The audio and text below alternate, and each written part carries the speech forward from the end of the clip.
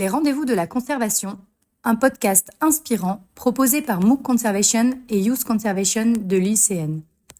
À travers des interviews d'acteurs engagés dans la conservation, nous souhaitons informer, former et inspirer tous les passionnés de la nature qui s'impliquent dans la protection de l'environnement.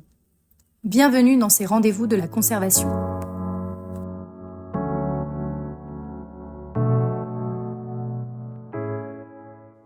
Bienvenue dans ce nouvel épisode des Rendez-vous de la conservation, le podcast qui donne la parole à celles et ceux qui œuvrent chaque jour pour la protection de la nature en Afrique et au-delà.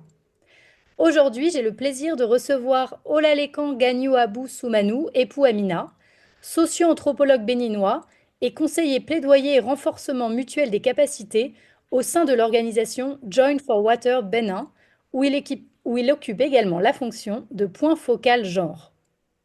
Depuis plus de 20 ans, Abou s'occupe et s'engage pour le développement communautaire, la protection des ressources naturelles, l'accès à l'eau et à l'assainissement, mais aussi et surtout pour l'intégration du genre dans les projets de développement. Son expertise en masculinité positive, redevabilité sociale et leadership inclusif en fait une voie incontournable pour comprendre pourquoi l'égalité de genre est un levier puissant de durabilité et de bonne gouvernance des ressources naturelles. Dans cet épisode, nous reviendrons sur son parcours, ses actions au sein de Join for Water et sa vision d'une société inclusive où femmes et hommes contribuent équitablement au bien-être collectif et à la gestion durable des ressources. Alors, bonne écoute. Alors, bonjour Abou, je suis ravie de vous recevoir aujourd'hui. Je vais vous laisser tout de suite la parole avec cette première question. Pouvez-vous, s'il vous plaît, nous raconter votre parcours et ce qui vous a conduit à vous engager dès les années 1990 dans le développement communautaire et la protection de l'environnement? La parole est à vous. Merci beaucoup. Et je vais juste raconter une petite histoire. Ça, c'est mon histoire personnelle. Il faut dire que j'ai grandi dans un petit village où l'accès à l'eau était vraiment très difficile. Donc, dans ma tendre enfance, il fallait vraiment parcourir de longues distances pour accéder à une retenue d'eau qui a été creusée pour pour l'élevage surtout de bovins et pour le maraîchage. Et c'était vraiment la source même qui permettait à toute la communauté de faire tous ses besoins. Alors, tout petit, il y avait beaucoup de scènes qu'on voyait et qui pratiquement nous amusaient beaucoup. Quand on voit un berger affronter un maraîcher, pour nous, ça nous rigolait beaucoup, c'était beaucoup très amusant. Mais il a fallu que je sois à l'université pour voir autrement les choses. Une fois que j'ai mis pied à l'université, toutes ces scènes de querelles entre les agriculteurs et éleveurs, à un moment donné aussi, mais attention, pourquoi ces querelles étaient là? En temps, ça nous amusait, mais à un moment donné, ça a commencé par changer un peu ma manière de voir les choses. Est-ce que si on mettait en place peut-être un autre dispositif de gestion entre les différentes familles d'acteurs, on ne pourrait pas limiter un peu les questions de querelles entre ces familles d'acteurs-là. Voilà un peu, c'est de là que le déclic est parti. Et ça fait que je me suis dit, bon, j'étais avec peut-être ma formation en sociologie, et j'ai pu quand même pu me lancer vraiment dans cette dynamique-là.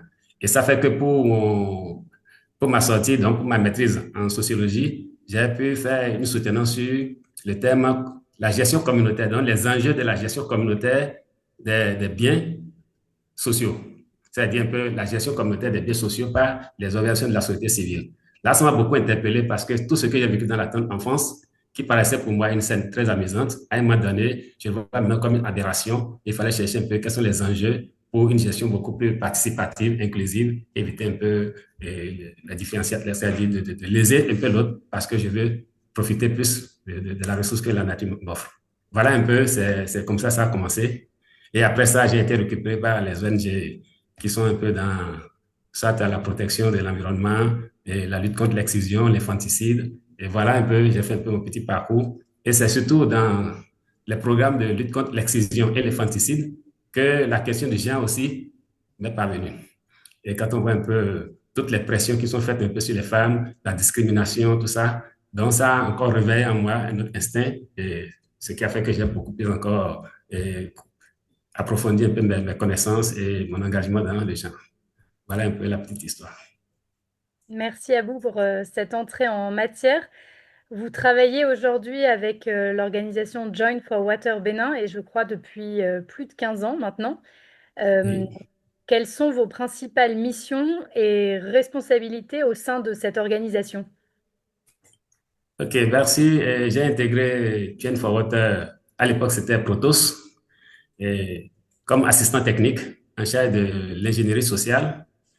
Peu, j'ai appuyé un peu les différents partenaires de mise en œuvre. D'abord, j'ai commencé par un programme de gestion intégrée des ressources en eau, la gestion locale de l'AGIR, où il fallait quand même mettre ensemble un certain nombre d'acteurs pour l'usage multiple de l'eau et aussi voir un peu comment faciliter la maîtrise d'ouvrage communale en ce moment. Donc, mon rôle en ce moment, c'était beaucoup plus d'appuyer tous les partenaires, qui sont d'abord les communes, les ONG d'intermédiation sociale, les gestionnaires des ouvrages d'eau potable, les entreprises qui faisaient des réalisations et tous les usagers aussi, comment les structurer. Donc, j'étais là pour faire un peu tout ce qu'il y a comme l'appui, conseil par rapport à l'élaboration des stratégies, des bonnes pratiques et un peu comment faire un peu le diagnostic de tout ce qu'il y a comme avant de rédiger un projet, il faut faire d'abord tout le diagnostic communautaire et développer un peu les mécanismes de gestion autour des infrastructures, développer des mécanismes de financement durable. Parce qu'à un moment donné, lorsqu'on fait un service, lorsqu'on met en place un service public, par rapport à ces principes, il ne faut pas avoir accès à un service aujourd'hui et demain qu'il y ait un problème. Donc, il faut développer derrière ce service un mécanisme de financement durable. Donc, il faut qu'il y ait durabilité financière du service qui est organisé. Donc, toutes ces stratégies, il faut vraiment les élaborer de façon participative pour que chaque partie prenante puisse s'engager véritablement pour une gestion durable de ce que nous faisons. Et voilà un peu, c'était un peu mon travail. Mais en même temps, j'étais le point focal genre, parce que dans tout ce que nous faisons, il fallait tout faire pour que les femmes, les préoccupations des femmes soient prises en compte. Et en dehors des femmes aussi, il y avait un peu l'inclusion sociale. Il y a des personnes un peu marginalisées, telles que les groupes minoritaires. Quand on va dans une communauté, je prends juste un cas où on a les bergers, donc les éleveurs qui sont vraiment minoritaires dans les localités et qui ont besoin de l'eau pour l'abreuvement de leurs bêtes. Donc, il y a souvent des conflits réguliers entre les agriculteurs qui se disent beaucoup plus autochtones et les éleveurs qui sont un peu minoritaires. Alors, lorsqu'on met en place un système de gestion intégrée, il ne faut pas oublier les groupes minoritaires. Donc, comment les intégrer dans le système? Donc, il faut définir les mécanismes pour voir qu'on peut vraiment collaborer, coopérer, éleveurs, agriculteurs, parce que l'agriculteur, des fois, aura besoin de bousses de vache pour fertiliser son champ. Alors, si on se met en conflit, ouais, ça va rendre beaucoup plus difficile la collaboration plus tard. Donc, on essaie de voir comment l'un peut être utile à l'autre et qu'en restant ensemble, on peut essayer de mieux gérer les ressources que nous avons ensemble en partage. Voilà un peu, c'était mon métier que j'ai conduit dans Gen for Water. Bon, je suis conseiller technique. Donc, j'ai quitté le poste d'assistant technique pour devenir conseiller thématique. Et en dehors de tout ce qu'il y a comme assistance pour l'ingénierie sociale, je suis aussi chargé du plaidoyer. Parce qu'à un moment donné, il faut commencer maintenant par faire bouger les choses au niveau des politiques. Ou bien voir comment faire respecter aussi les politiques. Donc, comment influencer les politiques au niveau national, au niveau intermédiaire aussi, au niveau des communes et au niveau aussi local. Parce qu'il y a aussi, par rapport à nos normes sociales, et il faut amener les communautés aussi à adopter un peu certaines normes, même si ce n'est pas écrit, que ce soit dans la conscience collective, qu'au moins, il faut revoir un peu la manière de gérer les choses pour que ça puisse marcher. Donc, ça, c'est faire aussi le plaidoyer, que ce soit au niveau local et au niveau institutionnel, pour qu'il y ait plus d'inclusion, plus de gestion intégrée et plus d'égalité sociale. Voilà. On va parler du genre justement maintenant parce que c'est une partie du combat de votre vie.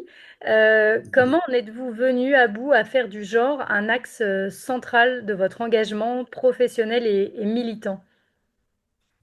OK. Et je pense que pour moi, d'abord, j'ai été convaincu très tôt qu'un développement sans la contribution de toutes les parties qui sont concernées, vraiment serait un peu très bancal. Donc, et d'habitude, quand on fait des projets de développement, bon, pour les communautés que je connais le plus, c'est que ce sont les hommes qui sont beaucoup plus devant, qui sont dans la scène de prise de décision, quand on prend les instants de prise de décision. Lorsque vous venez avec un projet ou bien un programme, Ce sont les hommes qui sont là, qui viennent à des réunions. Ce sont eux qui décident de quoi il faut faire, ce qui est bien pour la communauté. Et pour eux, ce qu'ils pensent est toujours mieux. Et même les femmes, ça pourrait passer au niveau des femmes. Bon, à un moment donné, si on doit se mettre dans cette optique, nous construisons beaucoup de choses que nous appelons ici les éléphants blancs. Il y a beaucoup de projets de développement qui échouent parce que simplement, on n'a pas pris en compte les préoccupations, les besoins pratiques bien des femmes dans l'élaboration, dans les stratégies que nous mettons en œuvre. Et je vois que sincèrement, c'était vraiment un maillon faible de tout ce qu'on a, de ce qu'on peut amener comme accompagnement. Donc, lorsqu'on vient accompagner les communautés à vraiment s'auto-promouvoir, parce qu'il faut être dans une dynamique d'auto-promotion pour vraiment avoir un développement durable. Il ne faut pas qu'on soit tout le temps assisté. Donc, si on doit amener les communautés elles-mêmes à élaborer des mécanismes pour les permettre d'être demain autonomes et de gérer efficacement et durablement ce qu'ils ont en commun et en partage, je pense qu'on a besoin de toutes les parties qui composent cette communauté-là, que ce soit hommes, femmes. Donc, il faut vraiment écouter les spécificités de chacun et vraiment construire quelque chose qui fait sens à tout le monde. Voilà un peu, ça, c'est ça qui m'a vraiment beaucoup poussé à m'engager dans les gens. Alors, le sujet de la gouvernance des ressources naturelles, c'est un sujet d'intérêt pour le PAPACO. On va très prochainement mettre en ligne un nouveau MOOC qui est justement qui est intitulé de la bonne gouvernance des aires protégées. Donc, c'est un Oui. sujet évidemment d'intérêt, d'actualité. Selon vous, Abou, en quoi l'intégration effective du genre est-elle un levier pour une gouvernance plus juste et plus durable des ressources naturelles? Voilà, et je pense que les ressources naturelles, c'est, disons, le cadeau précieux que la nature offre à l'humanité. Bon, c'est notre héritage. Nous avons hérité un peu de tout ce que on se dit, c'est Dieu qui a créé. C'est Dieu qui a créé la terre, c'est lui qui a créé l'eau, c'est lui qui a créé tous les arbres. Tout ce que nous avons autour de nous, on dit que c'est Dieu qui l'a créé. Et quand ce que Dieu a créé est d'accès libre, vous voyez, il y a des phénomènes, soit des phénomènes d'accaparement. Il y en a ceux qui se disent beaucoup plus forts, veulent tirer le meilleur profit de ce que la nature offre et oublient qu'il y a des faibles aussi. Et maintenant, pour moi, je fais un constat particulier. La relation que les hommes entretiennent avec la nature n'est pas toujours la même que ce que les femmes aussi, que la relation des femmes par rapport à leur environnement. Et juste un exemple, quand on va dans le monde paysan, les femmes sont beaucoup plus dans la collecte. Collecter, conserver. Donc, si elles doivent collecter, soit pour les soins de santé, soit pour la nourriture, soit pour la transformation, donc, elles font la collecte, elles font tout pour préserver les espaces qui leur permettent d'avoir leurs produits. Par contre, les hommes, eux, il faut changer tout. Je vais cultiver, il faut laborer. Donc, en laborant, je détruis tout ce qui n'est pas utile pour moi. Et parce que je fais juste la monoculture, j'enlève tout ce qu'il y a devant moi. Vous voyez? Et on a tendance à tout détruire parce qu'on a un seul objectif. Par contre, la femme, elle se dit, ah, attention, dans la diversité, je peux avoir ce que je veux. Mais l'homme a tendance à aller vers juste l'unicité, se dit, bon, je détruis tout ce qui n'est pas utile pour moi en ce moment et je fonce vers ce que je veux. Mais la femme se dit, demain, j'aurai besoin de ceci ou de cela. Donc, il ne faut pas détruire. Comment conserver? Donc, voilà, un peu, j'ai cette lecture que la tendance de conservation, de préservation et de restauration même de l'écosystème, c'est instinctivement, c'est-à-dire c'est comme un instinct inné aux femmes.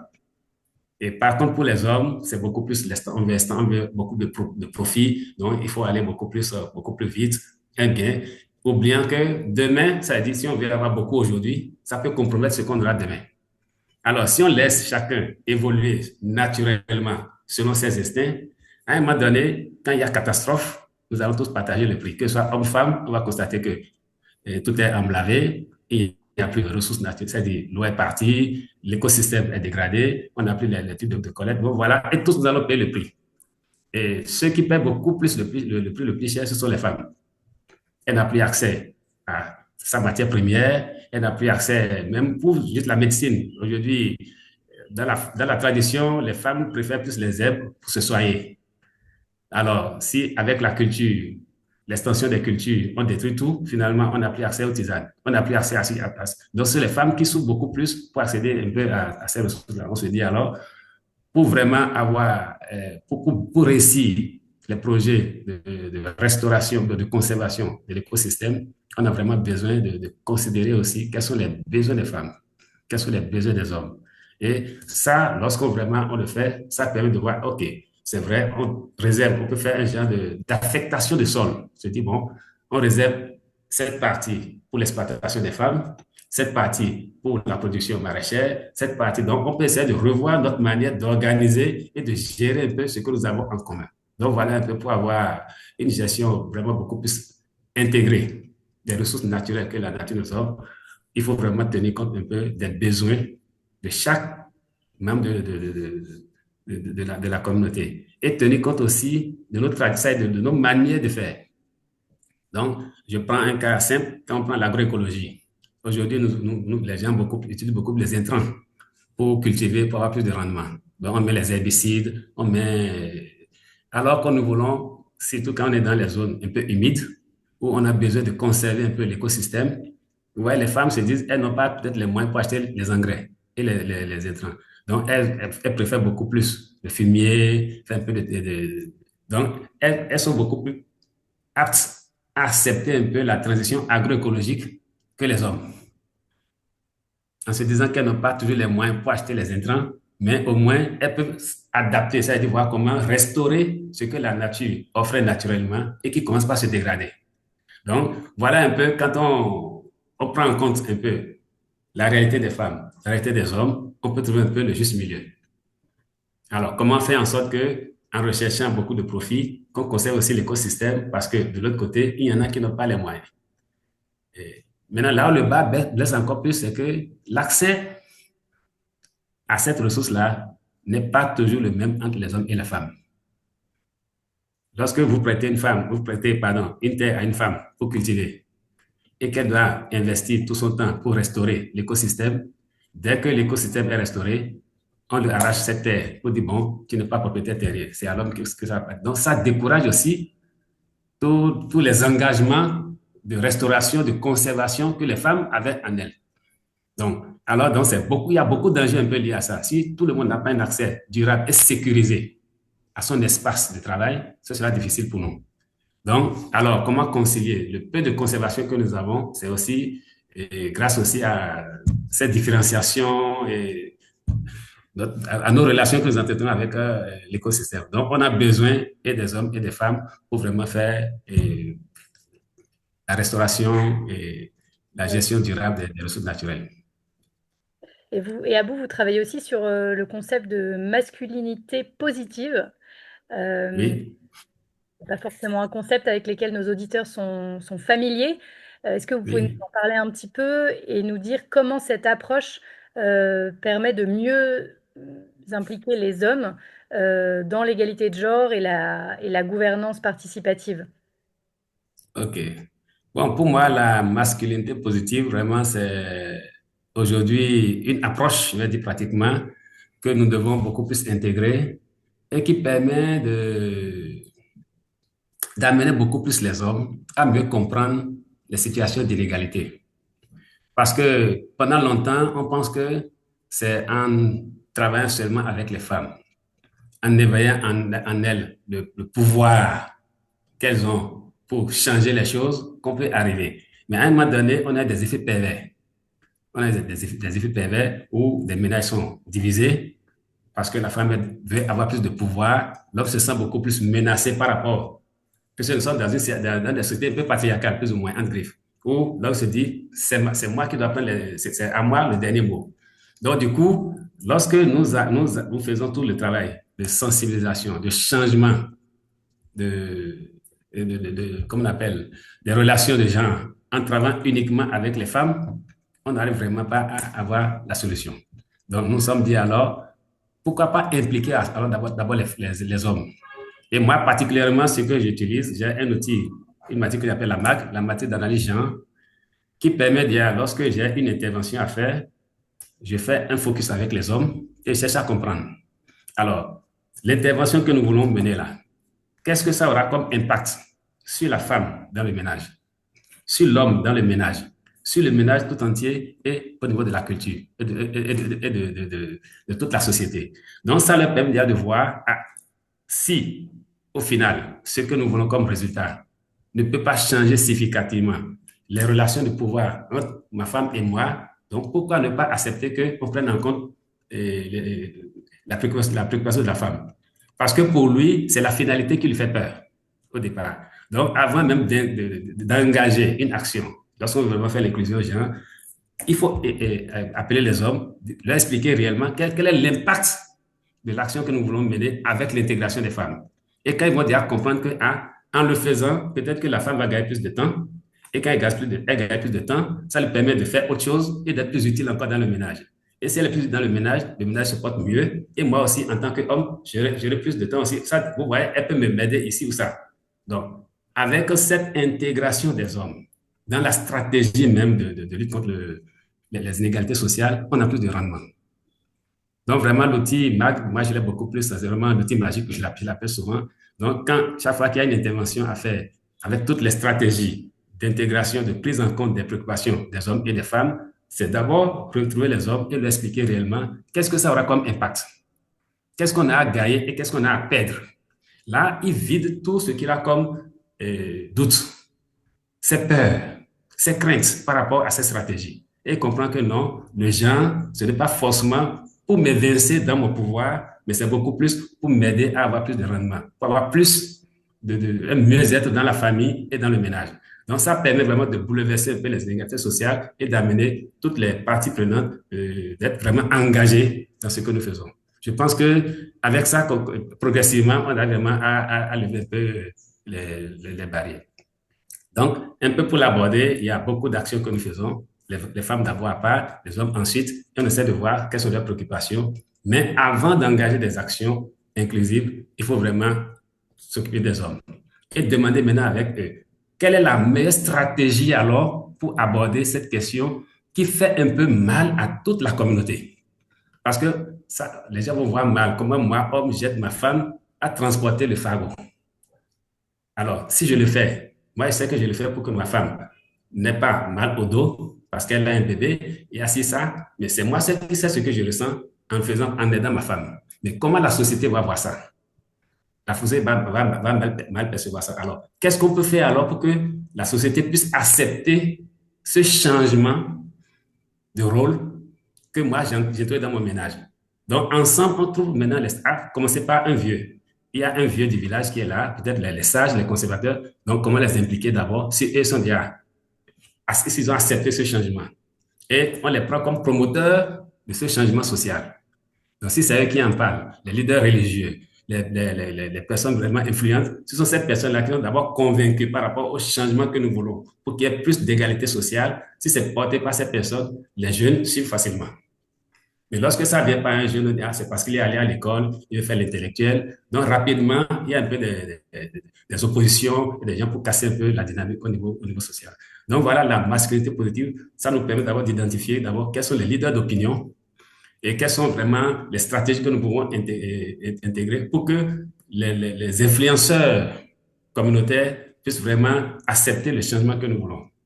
Donc, il y a des outils, beaucoup de trajets que nous faisons, le sociogramme d'abord, pour avoir un peu euh, quels sont comme on appelle, les réseaux sociaux au niveau de la communauté, pour voir quels sont ceux qui peuvent influencer, ceux qui peuvent changer les comportements. Et comme ça, on développe tous les outils qu'il faut. Mais c'est vraiment ça, c'est une question de passion, c'est une question vraiment d'engagement pour avoir vraiment les résultats. Ça ne vient pas comme la magie, mais et il n'y a pas aussi faut pas attendre le changement au bout d'une ligne droite. Lorsqu'on s'engage, on peut avoir des obstacles. Chaque fois, chercher à adapter un peu la situation, se dit, c'est pas toujours facile, mais on y arrivera. Quand on a cette conviction, on finit par gagner dans le changement. Merci. Ben justement, vous parlez d'obstacles. Peut-être une question, quels sont les principaux obstacles aujourd'hui que vous rencontrez dans l'inclusion du genre dans les projets de développement et comment vous faites pour les surmonter? Bon, par rapport aux obstacles, je peux d'abord dire que bon, ce que nous avons beaucoup, c'est l'incompréhension qui fait beaucoup plus l'obstacle au niveau des communautés. Ce n'est pas que les changements que nous voulons apporter au niveau du genre, ce n'est pas que c'est toujours hostile aux hommes, Mais les hommes, quand on parle, on met d'abord le mot genre devant. Il y en a qui ferment déjà leur porte, se disent, non, ah, ils sont déjà venus pour que les femmes nous commandent. Donc déjà, le concept genre, à un moment donné, ça crée beaucoup de frustration au niveau des hommes, même au haut niveau. Je prends un cas simple qui m'a toujours fait rire quand j'étais étudiant. J'ai un professeur qui disait qu'il avait son ami qui est devenu président de la République et qu'il lui propose ben, qu'il allait nommer sa femme comme ministre. Il dit, mais monsieur, tu es fou. Tu veux maintenant donner ma femme ministre. Il était foncièrement contre cette proposition. Et il aurait voulu que le président nomme sa fille comme ministre, mais pas sa femme à lui. Parce que en nommant sa femme, bon, c'est une manière d'abord de lui arracher la femme. Donc, vous voyez, il se dit, il ne veut pas que sa femme ait ce pouvoir, mais il préfère que sa fille soit ministre. Voilà un peu déjà la manière dont nous raisonnons. Les hommes ont peur qu'on dise que la femme a un certain pouvoir, une certaine autonomisation. Parce que si elle a ça, elle va échapper à notre contrôle. Or, je pense qu'en matière de promotion des gens, il faut aller avec beaucoup de tact et amener les gens surtout il faut changer un peu la manière, la perception qu'on a d'abord du concept genre. Si on n'a pas changé cette perception, on ne peut jamais arriver. Parce qu'on pense toujours que le genre, c'est changement de pouvoir entre hommes-femmes. Mais non. Mais c'est se dire qu'en réalité, je m'engage pour que l'autre personne respire mieux, qui se sent beaucoup plus mieux, qui se sent beaucoup plus humain, comme moi aussi je me sens humain. J'ai aussi mon orgueil. Est-ce que ma femme aussi, elle ne se sent pas blessée dans ce qu'elle fait? Est-ce qu'elle est vraiment à l'aise? Est-ce que ma soeur, est-ce que ma collègue, est-ce que, ainsi de suite. Donc, si on se pose cette question, on se dit, est-ce que l'autre se sent à l'aise par rapport à ce que nous faisons? Ça peut avoir beaucoup de justice sociale et c'est une question de cœur. Il ne faut pas toucher vraiment toutes les sensibilités que ce soit hommes-femmes. Des fois, ce sont les femmes qui sont contre la promotion du genre. Elles n'aiment pas voir leurs collègues, leurs sœurs, leurs belles-filles et autres là arriver à un niveau donné. Donc, à un moment donné, tout ce qu'on a comme barrière, c'est la perception qu'on a d'abord de ce qu'on appelle le genre lui-même.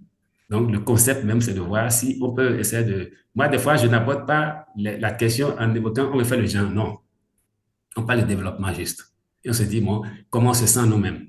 Est-ce que si on fait ça, on va se sentir mieux? Est-ce que l'autre va se sentir mieux? Mais tant que je vis avec quelqu'un qui ne sent pas mieux, je ne suis pas en sécurité. Donc, pour ma propre sécurité, je dois œuvrer pour que ma collègue, ma maman, ma soeur, ma femme soient beaucoup plus épanouies. Donc, lorsqu'on l'aborde de cette manière-là, sans mettre de mots genre devant, les gens sont beaucoup plus ouverts. Mais les gens ferment un peu la porte parce que beaucoup plus quand on met le mot genre, ils voient déjà transformation, les femmes auront le pouvoir, il y a changement de... Donc voilà un peu, je pense que le grand obstacle que nous avons par rapport à la présentation des gens, c'est surtout cette perception que nous avons du mot. Et avec ce petit changement de stratégie, beaucoup de paradigmes, je pense on va y arriver. Merci à vous, je l'espère aussi. Le temps file, malheureusement, je vais peut-être vous poser deux dernières questions. Comment Oui. vous voyez l'avenir de la gouvernance de l'eau et des ressources naturelles au Bénin et puis un peu plus, je veux dire, de façon régionale en Afrique Euh, de l'Ouest, si l'égalité de genre était pleinement intégrée dans les projets? bon, je pense que il y a beaucoup d'espoir et aussi d'inquiétude. Et espoir parce que je pense que progressivement, avec l'éducation, on a beaucoup plus de femmes, beaucoup plus instruites. Il y a des femmes qui, de temps en temps, commencent par accéder à un certain nombre d'autonomie, elles sont beaucoup plus à l'aise. Mais l'inquiétude, c'est que aussi la manière dont certaines femmes utilisent un peu ce pouvoir, ça peut inquiéter les hommes. On se dit, alors, on a vu, si on n'a pas de bon modèle dans la communauté, ça peut frustrer.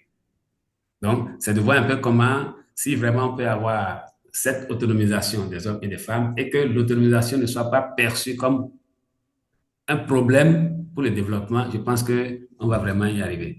Et à part ça aussi, il y a des facteurs qu'on ne peut pas maîtriser, les changements climatiques. C'est ça. Et aussi l'environnement institutionnel. À un moment donné, c'est vrai, il y a beaucoup de tapage autour, mais la manière dont on arrive à construire les programmes, ce n'est pas, on ne prend pas toujours en compte comment on appelle, la stratégie qui est vraiment appropriée. bon, je ne sais pas si j'arrive à me faire comprendre.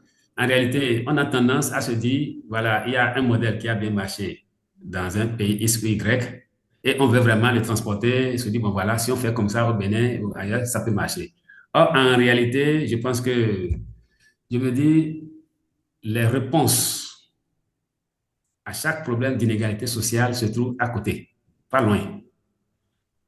Lorsque vous êtes dans une société ou bien dans une situation où vous voyez qu'il y a des discriminations par rapport à l'accès aux ressources, par rapport à l'accès à la terre haute, là, ça se pose dans la même communauté. Il y a des femmes qui ont accès à la ressource et abondamment.